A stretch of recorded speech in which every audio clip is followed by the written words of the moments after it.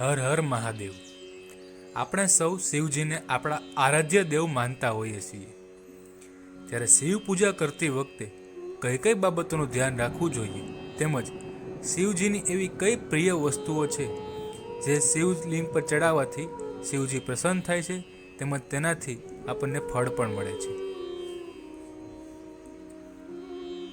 શિવલિંગ પર જળ, દૂધ, બીલીપત્ર વગેરે ચડાવવાનું વિશેષ મહત્વ છે.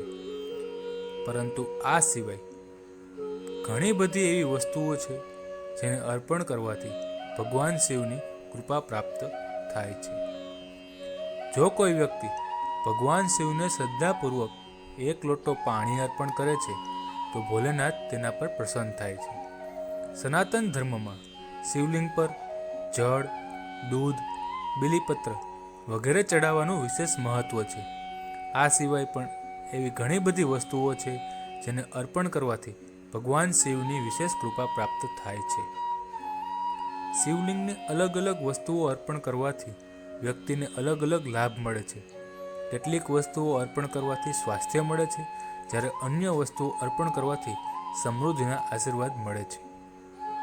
શિવલિંગ પર ભાંગ ચડાવવાથી દુષ્ટ તત્વોથી મુક્તિ મળે છે.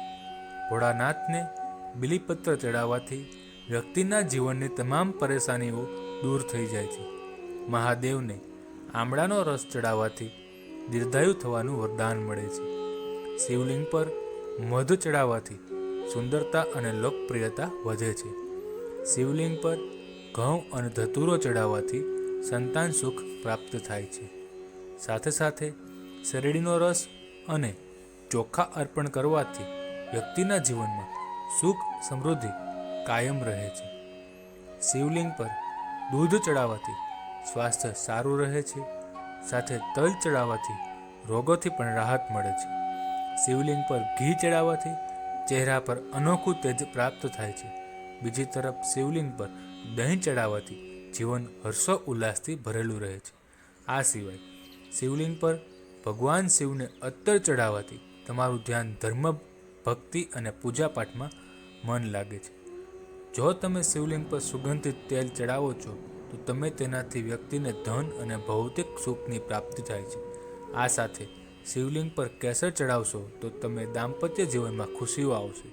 જો તમે શિવલિંગ પર ચંદન ચડાવો છો તો તમારું સન્માન વધે છે.